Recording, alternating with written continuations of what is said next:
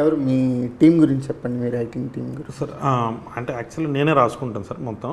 నా టీంలో ప్రణయ్ అని మా చీఫ్ అసోసియేట్, కార్తీక్, వినీల్, సన్నీ, ఇట్లా మా డైరెక్షన్ డిపార్ట్మెంట్ గ్రూప్ ఉంది సార్. సార్ నేను రాసిన ప్రతిదీ ఇంకా వాళ్ళకి మార్నింగ్ రాగానే ఒక చిన్న టార్చర్ సెషన్ ఉంటుంటుంది. నేను అందరికీ చెప్తా, ఒక్కొక్కసారి చెప్తుంటా. వాళ్ళ రియాక్షన్ నాకు తెలిసిపోతుంది సార్.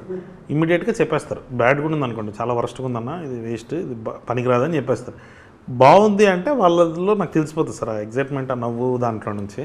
సో అట్లా మెల్లగా కన్స్ట్రక్ట్ చేసుకుంటూ వచ్చి అంతా అయిపోయిన తర్వాత ఒకసారి అనుదీప్కి చెప్తాను, మా చిన్నబాబు గారికి, ఎడిటర్ నవీనుల్ గారికి. సో వీళ్ళే నా రైటింగ్ టీమ్ సార్.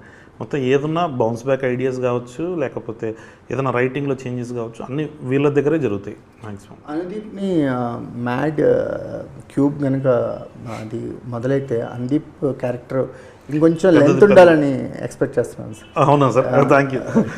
మనోడు కూడా ఇప్పుడు ఈ మధ్య కొంచెం మేకప్కి అలవాటు పడ్డాడు సార్. వేస్తుంటే బాగుంది మామ అంటున్నాడు.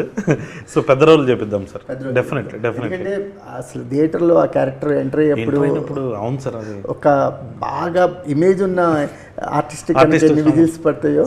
మన అనుదీప్ వచ్చాడు సార్, మన షూట్ ఫంకీ షూట్ నుంచి శ్రీరాముల్లో ఉన్నాను మామ అంటే, సరే వెళ్ళేటప్పుడు వస్తానని చెప్పాడు. వచ్చి సెకండ్ హాఫ్లోకి అట్లా లోపలికి వచ్చింది సార్, చూస్తున్నాడు. తన ఎంట్రీ వచ్చింది, అరిచిన అరుపులకు భయపడి వెళ్ళిపోయాడు. అమ్మ ఇప్పుడు కనబడితే అవుతుందేమో అన్న సెన్స్, అంటే ఆ రేంజ్లో అరిచారు సార్ శ్రీరాములు థియేటర్లో. నాకు అప్పుడు అనిపించింది, అమ్మ మామ చేయాలి, ఇంకా కొంచెం పెద్ద రోల్ రాసి ఉంటే బాగుండేదేమో అని అనిపించింది నాకు కూడా.